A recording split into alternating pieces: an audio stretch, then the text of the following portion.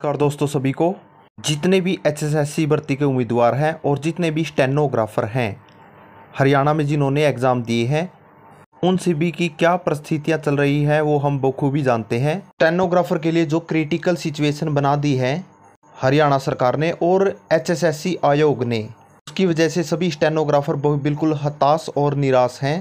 बिल्कुल pitiable condition बना दी है एचएसएससी ने स्टेनोग्राफर की। दोस्तों, आज तक जितनी भी स्टेनो वालों की प्रॉब्लम है आप सभी फेस करते आए हैं, क्योंकि आप स्टेनोग्राफी के फील्ड में कई बार एग्ज़ाम दे चुके हैं एचएसएससी के। इससे एचएसएससी से और हरियाणा सरकार से कोई भी स्टेनोग्राफर सेटिस्फाई नहीं रहा है। तो दोस्तों, जैसे कि आपने देख ही लिया होगा कि किस बारे में बताने वाले हैं आपको। स्टेनोग्राफर की जो भर्ती कैंसिल हुई है उसमें आखिर क्यों एचएसएससी ने स्टेनोग्राफर का एग्ज़ाम है वो पोस्टपोन कर दिया है। आखिर क्यों हुआ स्टेनो स्किल एग्ज़ाम पोस्टपोन, इसके बारे में आपको बताएंगे। और स्टेनो एग्ज़ाम न होने के क्या क्या कारण रहे हैं ये भी हम इसमें डिस्कस करने वाले हैं। और स्टेनो को छोड़कर सभी ग्रुपों के एग्ज़ाम उसी शेड्यूल पर हो रहे हैं जो शेड्यूल इन्होंने दिया था। तो ये सभी बातें इस चैनल पर आपको बता रहे हैं। ये दोस्तों, एक सच्चाई बताता हूँ आपको। कई लंबे समय से स्टेनो की जानकारी के लिए, स्टिक अपडेट देने के लिए, स्टेनो की जानकारी के लिए कोई भी चैनल नहीं था। कोई भी जानकारी स्टेनोग्राफर को नहीं मिलती थी। एचएसएससी वाले के लिए ज़रूर बहुत बड़ी मुश्किल थी, लेकिन उनको समय समय पर जानकारी देने के लिए, बिल्कुल सही जानकारी और तुरंत फास्ट अपडेट देने के लिए ये चैनल बनाया गया था। तो जितने भी स्टेनोग्राफर हैं जो इस चैनल से जुड़े हुए हैं उन सभी का धन्यवाद। और जितने भी नए जुड़ रहे हैं वो चैनल को ज़रूर सब्सक्राइब कर लें, क्योंकि इस चैनल पर आपको एचएसएससी की सभी भर्तियों से रिलेटेड अपडेट दी जाएगी।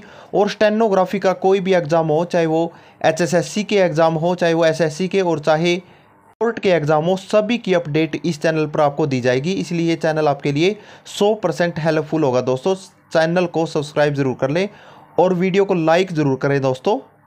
तो दोस्तों, अब चर्चा करते हैं कि क्यों स्टेनोग्राफर का एग्ज़ाम एसएससी भर्ती में, एचएसएससी भर्ती में हरियाणा कर्मचारी चयन आयोग के द्वारा पोस्टपोन किया गया।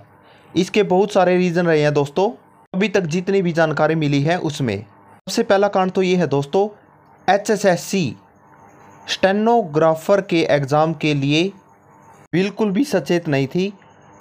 आप देखिए, एक बात समझिए, एचएसएससी भर्ती में 63 ग्रुप थे। 63 ग्रुप में से सबसे ज़्यादा नाम जिन भर्तियों का है वो है 56-57, ग्रुप 1-2, 56-57 और पुलिस की भर्ती। इसके अलावा टीजीटी भर्ती के लिए, इन सभी भर्ती के लिए सरकार है जो समय समय पर गाइडलाइन जारी करती रही। लेकिन स्टेनो की भर्ती ऐसी थी जिसमें सरकार का ज़्यादा ध्यान नहीं था। और स्टेनो की इतनी अच्छी पोस्ट होते हुए भी, इतनी हाई लेवल की और इतनी सहायक पोस्ट होते हुए भी एचएसएससी ने और हरियाणा सरकार ने स्टेनो के एग्ज़ाम को एग्ज़ाम ही नहीं समझा। क्योंकि सीटी के बाद बार बार एचएसएससी पंचकूला बच्चों के द्वारा बहुत सारे लेटर भेजे गए, खुद भी जाके आना पड़ा। कम से कम भी 20 से 25 बार बहुत सारे स्टेनोग्राफर वहाँ पे पहुँचे हैं। और बार बार मिलने के बाद जब जाके उन्होंने इस भर्ती को हाईलाइट किया, और पिछले जो चेयरमैन थे भोपाल सिंह खदरी, उनके द्वारा इस भर्ती को संज्ञान में लिया गया था। और फिर सभी को बुलाने की बात कही गई थी, सभी के स्किल टेस्ट की बात कही गई थी। और इस भर्ती के ऊपर फिर उसके बाद ही ध्यान दिया गया, फिर उसकी प्रणाली के ऊपर ध्यान दिया गया। ये लंबी बात है दोस्तों, क्योंकि तो शुरू से ही इस भर्ती के बारे में आते जाते रहे हैं पंचकूला। बहुत बार स्टेनो की भर्ती के लिए पंचकूला हम गए हैं। एक मेन रीज़न था दोस्तों कि स्टेनो की भर्ती को भर्ती ही नहीं समझा एचएसएससी ने। बड़ी मुश्किल से और बहुत ही लंबे समय के बाद स्टेनो के एग्ज़ाम कंडक्ट करवाए गए थे, जो वो भी कैंसिल हो गए। आप एक बात यहाँ पे ये भी समझिए, अगर स्टेनो के ऊपर सरकार का ध्यान होता तो 5 नंबर का तो इसमें भी कोई मैटर नहीं था। इस स्टेनो की भर्ती को भी 20 ग्रुपों में या 24 ग्रुपों में डाल सकती थी। इसके स्किल टेस्ट को 24 ग्रुपों में लिया जा सकता था, क्योंकि 5 नंबर का इसमें भी मैटर नहीं था, उसमें भी मैटर नहीं था। तो ये भर्ती उन्हीं ग्रुपों में आके का स्किल टेस्ट बच सकता था, जो सरकार ने नहीं बचाने की कोशिश की। एक रीज़न ये रहा दोस्तों, जो एचएसएससी की भर्ती स्टेनो के एग्ज़ाम होने थे 11, 12, 13 को, अब दूसरी बार होने थे री एडवर्टाइजमेंट करके। इसमें पिछली बार शेड्यूल बना गया था जो स्टेनोग्राफी के इंग्लिश के टेस्ट हैं, जितने भी स्किल टेस्ट हैं, हिंदी के टेस्ट हैं और बोथ लैंग्वेज के टेस्ट हैं। इसमें अलग अलग तरह की पोस्ट है दोस्तों, जितने भी स्टेनोग्राफर है वो सभी जानते हैं, जिसमें जूनियर स्केल की पोस्ट है, सीनियर स्केल की पोस्ट है, टाइपिस्ट की पोस्ट है और टाइपिस्ट इंग्लिश की पोस्ट है, टाइपिस्ट हिंदी की पोस्ट है और जूनियर स्केल बोथ की पोस्ट है, जूनियर स्केल इंग्लिश की पोस्ट है, सीनियर स्केल बोथ की पोस्ट है और सीनियर स्केल इंग्लिश की पोस्ट है। काफ़ी सारी पोस्टें हैं। इनका अलग अलग दिन और अलग अलग शिफ्टों में एग्ज़ाम होना था। पिछली बार भी ये एग्ज़ाम 7 से 8 दिन में कंप्लीट हुए थे, क्योंकि एक दिन में 3 शिफ्ट हो सकती है और 3 शिफ्टों में एक दिन में एक ही टेस्ट कंडक्ट करवाया जा सकता है, अगर अच्छी तरह से टेस्ट लिया जाए तो। अब की बात सरकार के पास समय बहुत कम था, 1 महीना था। 1 महीने के अंदर 24 ग्रुपों को निकालकर बाकी 63 में से जितने ग्रुप बचे थे सभी का एग्ज़ाम कंडक्ट करवाया जाना था, जिसमें इन्होंने स्टेनो के लिए सिर्फ 3 दिन ही दिए टेस्ट के। 3 दिन में ही इन्होंने स्टेनो के स्किल लेने की कोशिश की, जिसकी वजह से इन्होंने शुरू में तो शेड्यूल जारी कर दिया एग्ज़ाम का, लेकिन बाद में जब इन्होंने देखा कॉमर्स की भर्ती के बाद तो इनको समझ आया कि 3 दिन में कैसे लिए जाएंगे 7-7, 8-8 टेस्ट। साफ है दोस्तों, सरकार को भी इसमें परेशानी है और बच्चों को भी इसमें परेशानी है। एक दिन में बोथ टाइपिस्ट के हो रहे हैं, एक ही दिन में सीनियर स्केल के हो रहे हैं, एक ही दिन में जूनियर स्केल के एक लैंग्वेज के टेस्ट हो रहे हैं। अगले दिन सीनियर स्केल का इंग्लिश का, सीनियर स्केल का हिंदी, जूनियर स्केल का इंग्लिश का और जूनियर स्केल टाइपिस्ट का इंग्लिश का। अगले दिन हिंदी के टेस्ट। तो ये दोस्तों बहुत सारे टेस्ट हो गए और बहुत सारी कन्फ्यूज़न इसमें हो गई है। एक ये कारण रहा कि इन्होंने शेड्यूल 7 दिन का एग्ज़ाम का था जो सिर्फ 3 दिन में ही लेने की कोशिश की, जिससे व्यवस्था नहीं बन पाई। बहुत सारे जितने भी जानकार हैं, जितने भी बड़े स्टेनोग्राफर हैं, उन सभी का यही कहना भी है कि 3 दिन में एग्ज़ाम लेने का शेड्यूल बहुत गलत था, इसलिए ये एग्ज़ाम नहीं हुए, पोस्टपोन हो गए आगे जाके। इसके अलावा दोस्तों इस समय में, जिस समय में ये टेस्ट थे 11, 12, 13 के स्किल टेस्ट थे, उस समय में CGL के एग्ज़ाम भी चले हुए हैं और सेंटर के एग्ज़ाम चले हुए हैं, जिसकी वजह से जो लैब है पहले ही हायर की जा चुकी है और बहुत सारी लैब है वो फ्री नहीं है। जो अच्छी अच्छी लैब है जिसमें स्टेनो का टेस्ट होना था, उसके साथ साथ और एग्ज़ाम भी चल रहे हैं। CGL जैसे बड़े एग्ज़ाम चल रहे हैं जिनकी संख्या लाखों में है। तो इस वजह से भी स्टेनो के एग्ज़ाम को पोस्टपोन होने के लिए बाध्य होना पड़ा और ये भी एक कारण रहा है दोस्तों।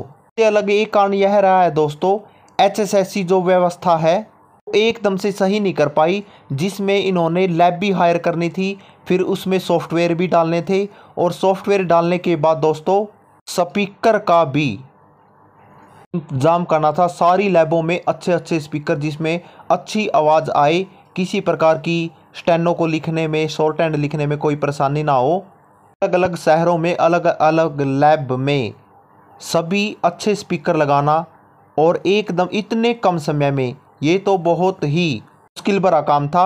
और अगर ये जल्दी जल्दी में सारे स्पीकर लगा देते तो इससे बच्चों का नुकसान होता, उन्हें अच्छी आवाज़ सुनाई ना देती और उनके वर्ड है जो मिस हो जाते और गलत भी हो सकते थे, प्रोनाउंसिएशन ख़राब हो सकती थी। इसलिए उनको पोस्टपोन करने का ये भी कारण मिला, सभी एक्सपर्ट के द्वारा ऐसा माना गया है। इसके साथ दोस्तों पिछली बार ऑडियो चलाई गई थी और ऑडियो सारी पहले ही रिकॉर्ड कर ली गई थी, क्योंकि उस समय बहुत ज़्यादा था सरकार के पास सभी टेस्ट लेने का। लेकिन अब तो कंटिन्यू एग्ज़ाम चल रहे हैं, ग्रुप 1, 2 का, 56, 57 का, पुलिस के एग्ज़ाम चल रहे हैं, PMT और जो फिजिकल वगैरह है सभी, और साथ में टेस्ट पुलिस के, ये सभी साथ साथ हो रहे हैं। फिर इसके बाद कॉमर्स का टेस्ट था, फिर उसके बाद अपना टेस्ट था स्टेनोग्राफी का।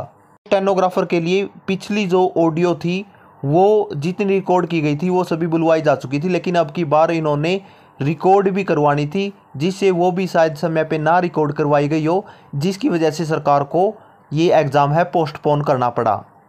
लेकिन इसके अलावा दोस्तों 3-4 कारण ये हो गए हैं। इसके अलावा एक और कारण ये बताया जा रहा है कि जो एडवर्टाइजमेंट हुई है भर्ती, उससे पहले पेटिशन डाली गई है। स्टेनोग्राफी के टेस्ट की भी स्किल को बचाने के लिए पेटिशन डाली गई है, जिस पेटिशन की वजह से बहुत सारे जानकार हैं ये मान रहे हैं कि वो पेटिशन की दोबारा सुनवाई होनी बाकी है। डेट मिली है नेक्स्ट तो उस डेट में उसकी सुनवाई होगी स्टेनो के स्किल टेस्ट की भी, जिसमें भाई 5 नंबर का कोई मैटर नहीं है और सभी को स्किल में बुलाया गया था, जिससे वो टेस्ट बच सकता है। इसलिए इन्होंने इसका भी ध्यान किया होगा कि ये भी 24 ग्रुपों में आ सकती है, यानी कि उन्हीं जैसा मैटर है, सेम पर्पज़ है, सेम प्रोसीजर है दोस्तों, जिसकी वजह से ये टेस्ट बच सकता है और सरकार को थोड़ी सुविधा हो सके कि ये एग्ज़ाम ना लिया जाए। बहुत सारे मित्र हैं जो बहुत सारे स्टेनोग्राफर ये कहते हैं कि फिर उन्होंने नेक्स्ट डेट क्यों दी। दोस्तों नेक्स्ट डेट जो दी है उस डेट में क्या होगा ये 50-50 चांस है कहा जाना कि उस डेट में होगा क्या। उस डेट पे एग्ज़ाम हो भी सकते हैं, नहीं भी हो सकते हैं। ये सरकार जो बनेगी उसके निर्णय पर फैसला होगा और कोर्ट है जो लास्ट में निर्णय है सरकार के हक में छोड़ देगी। जो भी नई सरकार बनेगी जो वो करना चाहेगी अपनी तरफ से कर सकेगी, चाहे वो भर्ती करवाए या बीच में रोके। दोस्तों पेटिशन वाला भी एक कारण हो सकता है। और इसके अलावा जितने भी एक्सपर्ट हैं उन्होंने ये बताया है कि जितने एग्ज़ाम अभी चले हुए हैं सभी कंटिन्यू हो रहे हैं, सभी का शेड्यूल, सभी की शॉर्ट लिस्टेड कंटिन्यू की गई थी, लेकिन स्टेनो का ही क्यों हुआ पोस्टपोन। तो ये बहुत सारे कारण रहे हैं दोस्तों, और कारण हो सकते हैं दोस्तों, वो समय साथ आगे आएगा जो भी एक और कारण रहा होगा। तो जैसे है पोस्टपोन हो गया, अब तो एग्ज़ाम नेक्स्ट मंथ में होगा। अपनी तैयारी करते रहें दोस्तों, थोड़ी थोड़ी मुझे पता है सभी का मनोबल टूट गया है, लेकिन दोस्तों तैयारी तो करनी पड़ेगी। और इसके साथ दोस्तों जितने भी फोटोग्राफर चैनल पर नए जुड़े हैं और जितने भी HSSC भर्ती से रिलेटेड, SSC भर्ती से रिलेटेड जुड़े हैं, सभी चैनल को सब्सक्राइब ज़रूर कर ले दोस्तों, लाइक ज़रूर करें। इस चैनल पर अपडेट लेने के लिए बने रहें दोस्तों, सभी अपडेट दी जाएगी इस चैनल पे। और दोस्तों अपनी तैयारी ज़रूर करते रहें, तैयारी मत छोड़ें बिल्कुल भी। कभी ना कभी तो टेस्ट होगा, कभी ना कभी तो आपको सफलता मिलेगी दोस्तों। थैंक यू दोस्तों, ये कुछ कारण रहे हैं जिससे एग्ज़ाम को पोस्टपोन करना पड़ा और ये आगे होगा एग्ज़ाम, 50-50 चांस अभी के लिए। तो आगे जो कोई जानकारी मिलती है आपको तुरंत देते हैं दोस्तों। सभी का धन्यवाद, थैंक यू, तैयारी करते रहें।